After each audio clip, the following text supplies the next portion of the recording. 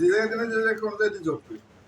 আর কর্মই যদি আর করতে খাবো কেন উদ্ধারিত হলেন এই অ্যাবিলিটি হলেন বাবা কচুয়া গ্রামে যে জঙ্গিল লোকনাথ বিশালো বিদেতে পিতা নাম করে বিশালো কমলা দেবী মাথা ধর্মরাজ দেবী সতী প্রতিভূত লোকনাথ ভগবান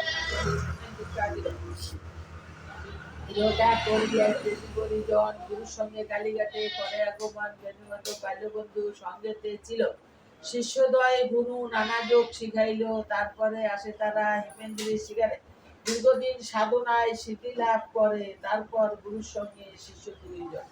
পৃথিবীর নানা দেশ করেন ও ভ্রমণ বিভিন্ন ধর্মের তত্ত্ব জানিবেন মক্কা মদিনার নগরে কাবুলি আসিয়া বলে মোলায় স্বাধীন বজন কোরআন শরীফ পাঠ করেন যতদিন বিশ্ব পরিকল্পনা শেষে বেণুমাধব সঙ্গত বাবার যন্ত্রণাথ করে দামানল জ্বলে ওঠে বনের ভিতর অগ্নি থেকে রক্ষা করে বিজয় গোস্বামীরা বেণুমাধব চলে যায় কামাখ্যা ধামেতে বাবা নিয়ে আসিলেন 12 দিন গ্রামে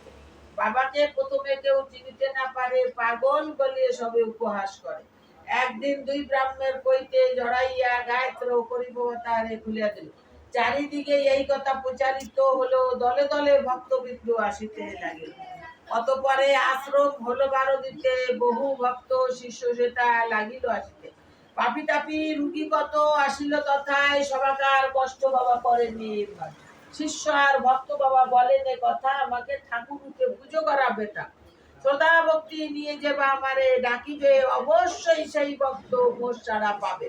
আমি নেই এই কথা কোনো নামতে ছিলাম থাকবো সদা তোদের এই মাঝেতে জলে স্থলে রনে জঙ্গলে